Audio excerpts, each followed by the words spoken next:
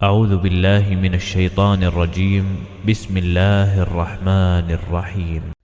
سمعت عمر بن الخطاب رضي الله عنه على المنبر قال: سمعت رسول الله صلى الله عليه وسلم يقول: إنما الأعمال بالنيات، وإنما لكل امرئ ما نوى، فمن كانت هجرته إلى دنيا يصيبها أو إلى امرأة ينكحها فهجرته إلى ما هاجر إليه। हुजूर अकरम सल्लल्लाहु अलैहि वसल्लम का इरशाद है, तमाम आमाल का दारोमदार नियत पर है और हर अमल का नतीजा हर इंसान को उसकी नियत के मुताबिक ही मिलेगा।